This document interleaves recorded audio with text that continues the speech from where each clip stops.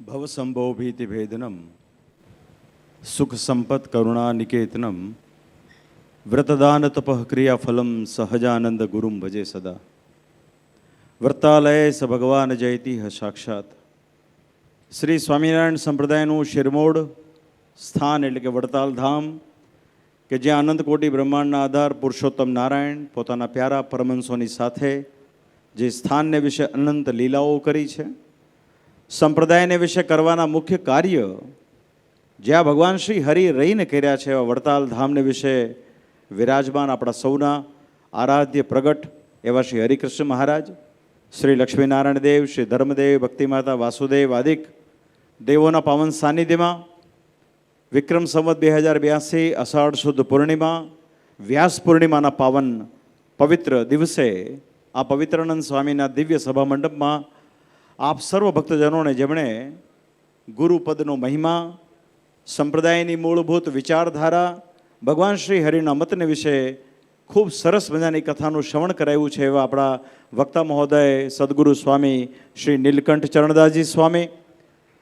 સભાને વિશે ઉપસ્થિત ઘણા બધા સંતો છે. આપણા વડતાલ મંદિરના પૂર્વ મુખ્ય કોઠારી શ્રી બાપુ સ્વામી ઉપસ્થિત છે, શ્રી બાલકૃષ્ણ સ્વામીજી પધાર્યા છે છારોડેથી, જૂનાગઢ મંદિરના ચેરમેન શ્રી પીપી સ્વામી પધાર્યા છે, આપણા વડતાલ મંદિરના ચેરમેન વિદ્વાન ડૉક્ટર શ્રી સંત સ્વામી હોય, આપણા મંદિરના મુખ્ય કોઠારી શ્રી દેવપ્રકાશ સ્વામીજી હોય, સામે પણ ઘણા બધા સંતો ઉપસ્થિત છે. આપણા સત્સંગભૂષણ સ્વામી હોય, નીલકંઠ સ્વામી હોય, ધોલેરાના સંતો અમે પધાર્યા છે, હરિપ્રકાશ સ્વામીજી વગેરે, સૂર્યપ્રકાશ સ્વામી આદિક, ત્યારે ઉપસ્થિત તમામ આદરણીય સૌ સંતો અને બહુ મોટી સંખ્યામાં ઉપસ્થિત દેશ દેશાંતરથી શ્રીજી મહારાજના વચને આ પૂર્ણિમા ભરવા માટે પધારેલા આપ સર્વે ભાવિક ભક્તજનોને અમારા અંતરના ભાવથી જય સ્વામિનારાયણ. હમણાં સંચાલકશ્રીએ કહ્યું કે મારા શ્રી આશીર્વચન આપશે.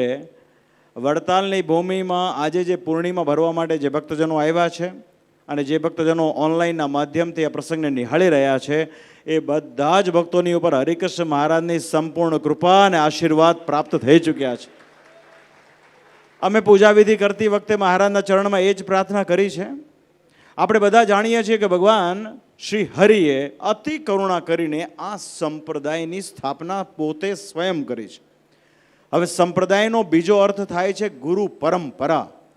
હવે ગુરુ પરંપરાનો અર્થ એ થાય છે કે એના જે સ્થાપક હોય, આ સંપ્રદાયના પ્રવર્તક અને સ્થાપક સહજાનંદ સ્વામી મહારાજ છે. તો સહજાનંદ સ્વામી મહારાજે સંપ્રદાયની જે રીત પ્રવર્તાવી છે, પોતાના ભક્તજનોને જે નિયમ ધરાવ્યા છે અને ભક્તજનોને જે આજ્ઞાઓ કરી છે, એ પ્રમાણે તમામ ત્યાગી, તમામ ગૃહી અને આચાર્ય પદ ઉપર વિરાજમાન આચાર્ય, આ તમામે શ્રી હરિના વચન પ્રમાણે વર્તવાનું હોય છે. અમને આજે સૌથી વધારે પ્રસન્નતા એ વાતની છે કે હાલમાં વર્તમાન સમયની અંદર આપણા વડતાલ શ્રી લક્ષ્મીનારાયણ દેવ દક્ષિણ દેશ ગાદીના તમામ ત્યાગી સંતો અને તમામ ભક્તો આજે એ જ પ્રમાણે શ્રી હરિની આજ્ઞા પ્રમાણે વર્તી રહ્યા છે. એનો અમને સૌથી વધારે આનંદ છે. બીજું વાલા ભક્તજનો, આપણે બહુ ભાગ્યશાળી છીએ કે શ્રી હરિએ સ્વયં, કેમ કે કોઈ પણ સંપ્રદાય હોય એની પરંપરા અક્ષુણ રહે એના માટે એની વ્યવસ્થાઓ ઊભી કરવી પડે. શ્રીજી મહારાજે તમામ આશ્રિતજનોના સર્વજીવના હિત માટે શ્રી શિક્ષાપત્રીનું લેખન કાર્ય અહીંયા બાજુમાં શ્રી હરિમંડપમાં રહીને કરેલું છે. એની સાથોસાથ સંપ્રદાયની પરંપરા સચવાઈ રહે એના માટે આચાર્ય પદનું સ્થાપન પણ મહારાજે વડતાલમાં રહીને કર્યું છે. અને વર્ષો વર્ષ આ વિશ્વના પેટાળ ઉપર સ્વામિનારાયણ સંપ્રદાયનો આશ્રિત ક્યાંય પણ રહેતો હોય એને ઉપાસનામાં સુગમ રહે એના માટે પોતાનું એકમાત્ર સ્વરૂપ મહારાજે જો ક્યાંય પણ પધરાવ્યું તો વડતાલમાં હરિકૃષ્ણ મહારાજના રૂપમાં પધરાવ્યું છે. એટલે મહારાજે કરવાના તમામ કાર્યો કર્યા છે. અને એની સાથોસાથ શ્રીજી મહારાજે સંપ્રદાયને વિશે 6 જેટલા મોટા મંદિરોના નિર્માણ કરાવી પોતાના જ સ્વહસ્તે પોતાના જ અર્ચા સ્વરૂપો એવા બાથમાં લઈને પધરાવેલા આપણને દેવ આપ્યા છે. એ પછી શ્રી લક્ષ્મીનારાયણ દેવ હોય કે શ્રી નરનારાયણ દેવ હોય, શ્રી ગોપીનાથજી મહારાજ હોય કે શ્રી રાધારમણ દેવ હોય કે શ્રી મદન મોહનજી હોય, આ બધા જ સ્વરૂપો શ્રી હરિના છે. આ બધા જ સ્વરૂપોમાં શ્રી હરિ પ્રત્યક્ષ વિરાજમાન છે અને આપણને એવું વચન આપતા ગયા છે. તો વાલા ભક્તો, આપણે બહુ સનાથ છીએ કે મૂળ સ્વામિનારાયણ સંપ્રદાયની જે મૂળભૂત વિરાસત છે આપણને સહેજે સહેજે પ્રાપ્ત થઈ છે. માટે એ ભાગ્યશાળી સંપ્રદાયના આપણે જ્યારે આશ્રિતો બન્યા હોઈએ ત્યારે શ્રી હરિના સ્વરૂપને પામેલા સંબંધોને પામેલા મંદિરો આપણને મળ્યા છે અને મંદિરોની 200 વર્ષની હારમાળા અત્યારે ચાલી રહી છે. એ પૈકીનું અત્યારે આ વર્ષે ભાલ પ્રદેશના રાજાધીરાજ શ્રી મદન મોહનજી મહારાજની સ્થાપના મહારાજે જ્યારે વૈશાખ સુદ 13ના રોજ કરી ત્યારે એને 200 વર્ષ પૂર્ણ થયા. ત્યારે આપણા દક્ષિણ દેશ વિભાગના તમામ આગેવાન સંતો ભક્તોએ એવો નિર્ણય કર્યો કે આપણે આ મહોત્સવને વૈશ્વિક લેવલે જો લઈ જવો હોય, વિશ્વના ખૂણામાં વસતા કોઈ પણ ભક્તને આ ઉત્સવનો લાભ મળે એવા શુભ હેતુથી આ મહોત્સવને આપણે બધા ડિસેમ્બરમાં ઉજવવા જઈ રહ્યા છીએ. ત્યારે તારીખ 23 ડિસેમ્બરથી 31 ડિસેમ્બર દરમિયાન 9 દિવસ સુધી ભવ્યાતિ ભવ્ય શ્રી મદન મોહનજી મહારાજનો મહામહોત્સવ ઉજવાશે. આખા વિશ્વભરના ભક્તજનો આવશે. હાલમાં અમેરિકાના પ્રવાસ, કેનેડાના પ્રવાસ હોય કે ઓસ્ટ્રેલિયાના પ્રવાસ દરમિયાન અમે જ્યારે જ્યારે ભક્તોને વાત કરી છે ત્યારે ભક્તોને જે આનંદ થયો છે એક અદ્ભુત પ્રકારનો થયો છે. ત્યારે અમને પૂર્ણ શ્રદ્ધા છે કે આ મહોત્સવ દરમિયાન આપણા વડીલ સંતોના માધ્યમથી કથા વાર્તાનો લાભ મળશે, તેમજ સંતોના માધ્યમથી પ્રવચનમાળા, વ્યાખ્યાનમાળાનો લાભ મળશે. આપણા ઉત્સવની અંદર પ્રદર્શન હોય, યજ્ઞશાળા હોય કે ભોજનશાળા હોય, એ બધું જ પ્રગટ પરમાત્માને સંબોધીને હોય છે. અને જે સત્સંગની અંદર પરમેશ્વરનો આવિર્ભાવ મુખ્ય હોય ને, એ જે સત્સંગની અંદર બધી બાબતો સુખદાયી હોય છે. ત્યારે મદન મોહનજી મહારાજના ઉત્સવથી આખા વિશ્વભરમાં મૂળ સત્સંગની ખૂબ દ્રઢતા થશે એવો અમને સંપૂર્ણ વિશ્વાસ છે. અંતમાં વાલા ભક્તોજનો ખાસ એ કહેવા માંગીશું આજના દિવસે કે જ્યારે તમારે ગુરુને તમારી કૃતજ્ઞતા અર્પણ કરવાની હોય ત્યારે સૌથી વિશેષ આપણા ગુરુના પણ ગુરુ એવા સહજાનંદ સ્વામી મહારાજ, એમના જે વચનો અને એમની જે રીત પરંપરા પ્રવર્તાવી છે એ પ્રમાણે આપણે બધાએ વર્તવું જોઈએ. કેમ કે પરમેશ્વર હોય છે એ સર્વ કારણના કારણ હોય છે, એ સંપૂર્ણ હોય છે, એમના વિશે ક્યારેય કોઈ બાબતનો અભાવ આવતો નથી. એક પ્રસંગ હરિચરિતામૃત સાગરમાં શ્રીજી મહારાજ બહુ સરસ રીતે વર્ણન કરેલો છે, સમજવા જેવો છે. મહારાજ પોતે સંતના રૂપમાં પ્રગટ્યા છે.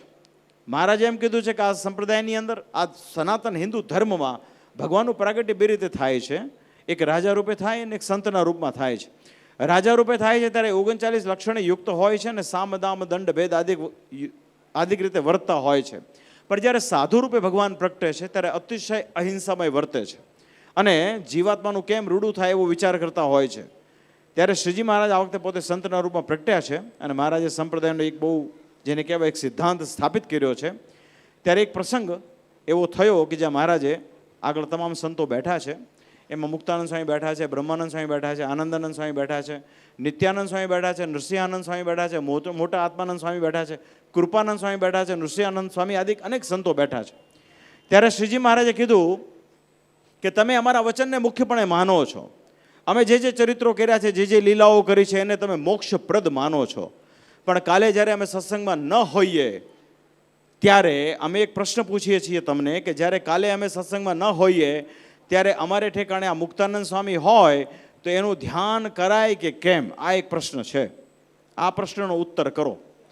પછી મહારાજ કીધું કે મોટા મોટા મંડળધારી હોય, એ મંડળમાં જે મુખ્ય હોય એ બધા ભેગા મળીને પ્રશ્નનો ઉત્તર કરો. પણ પ્રશ્નનો ઉત્તર કરો.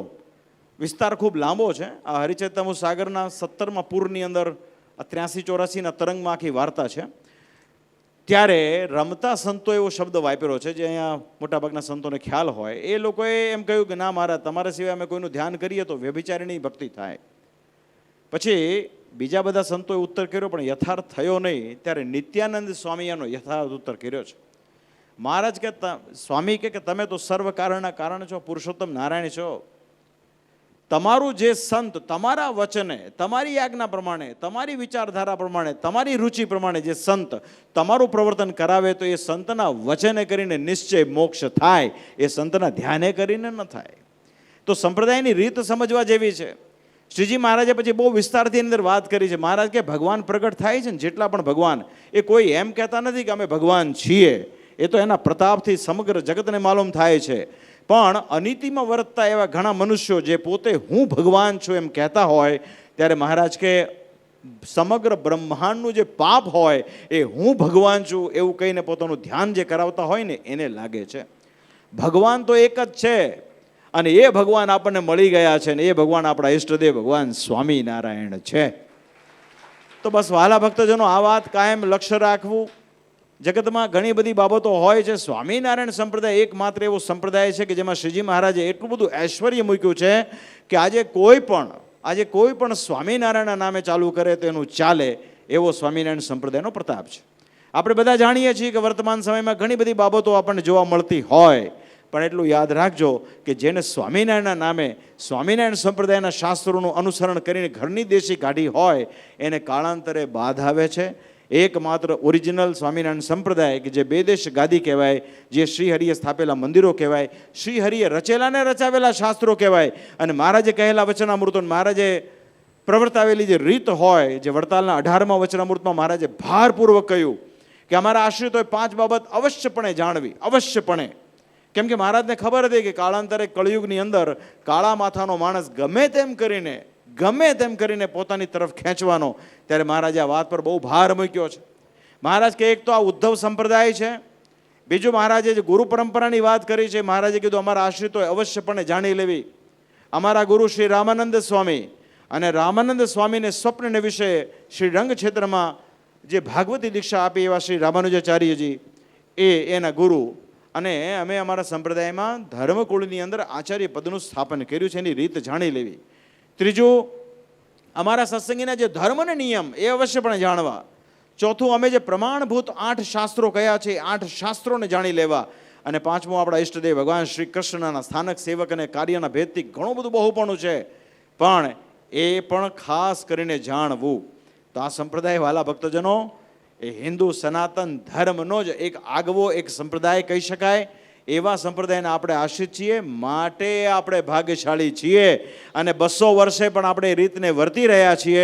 ત્યારે પરમાત્માના ચરણમાં એટલી જ પ્રાર્થના કે અનંત વર્ષો વીતી જાય પણ પરમેશ્વરની કૃપાથી આપણે એ જ માર્ગ પ્રમાણે ચાલતા રહીએ, એવી આજના ગુરુ પૂર્ણિમાના દિવસે આપણા સૌના ગુરુ એવા શ્રી હરિકૃષ્ણ મહારાજના ચરણમાં અમારી પ્રાર્થના છે. તો અંતમાં વાલા ભક્તજનો, આપણે બધા ઉત્સવ મદન મોહનજીનું માણવા જઈ રહ્યા છીએ. બધાએ ખૂબ ભાગ લેવાનો છે. દેશ વિદેશની અંદર વસતા તમામ ભક્તોને અમારી આજ ભલામણ હોય છે. આ વખતે અમેરિકાનો પ્રવાસ, કેનેડાનો પ્રવાસ શ્રી હરિની કૃપાથી, મદન મોહનજી મહારાજની કૃપાથી બહુ સારી રીતે થયો છે. ધોલેરાના કોઠારી હરિકેશવ સ્વામી અહીંયા ઉપસ્થિત છે. એમણે જે ભક્તને, અમારા હરિપ્રકાશ સ્વામીએ જે ભક્તને પ્રેરણા કરી હોય, તમામ ભક્તોએ બહુ હૃદયથી રાજીપાથી સેવા કરી છે. આ એક બહુ મોટી વાત છે કે દરેક જીવના હૃદયમાં આ વાત તો પડેલી જ છે. દેવનો મહિમા અતુલિત છે, એ આપણે બસ પ્રકાશિત કરવાનો છે. બધાએ પોતપોતાના ક્ષેત્રમાં રહી અને મૂળ સંપ્રદાયની આ વાતને લઈ જવાની જરૂરત છે. એ ખાસ મારી આપ સૌને ભલામણ છે. આજે શ્રી ધર્મજીવન સ્વામીજીએ પ્રયાસ કરીને એકાંતિક ધર્માખ્યાન નામનું એક પુસ્તક, જે બેઝિકલી હરિલીલા કલ્પતરુ અંતર્ગત છે, એને પ્રકાશિત કર્યું છે. અમે એની પ્રસ્તાવના વાંચી. એમાં અમને જાણવા મળ્યું કે આજથી 123 વર્ષ પૂર્વે સંવત 1960માં આ વડતાલ ગાદીના ચતુર્થ આચાર્ય કે જે અમારા પરદાદા થાય એવા શ્રી ધર્મધુરંદર લક્ષ્મીપ્રસાદજી મહારાજે આનું પ્રકાશન કરેલું. આજે સૌભાગ્યવશ અમારા કાર્યકાળ દરમિયાન એનું પ્રકાશન થયું છે. એ અમારા માટે પણ બહુ એક ખુશીની વાત છે. આમ તો કરતું અકર્તું અન્યથા કરતું પરમેશ્વર છે. એ મહારાજની મરજી હોય એમ થાય. આપણે બધાએ તો સહેજે એમાં કાર્ય કરવાનું હોય છે. હવે આ વાત નીકળી એટલે વાત કરું કે લક્ષ્મીપ્રસાદજી મહારાજે મુંબઈનું મંદિર એમના કાર્યકાળમાં થયું અને એમની પ્રતિષ્ઠા ગોલોક વિહારી મહારાજની કરી. અમે જ્યારે ગાદી પર આરૂઢ થયા ત્યારે જોગાનું જોગ એ મુંબઈ ભોલેશ્વરમાં વિરાજમાન ગોલોક વિહારી મહારાજના શતાબ્દી વર્ષનું, એટલે કહેતા 100 વર્ષનો ઉત્સવ આવ્યો. એ 100 વર્ષનો ઉત્સવ તો આવ્યો, પણ જે પાટોત્સવનો દિવસ આવ્યો અને અમારે જવાનું થયું તે દિવસે અમને પણ ગાદી પર આરૂઢ થયા અને બરોબર 100 દિવસ થયા હતા. આ એક વસ્તુ.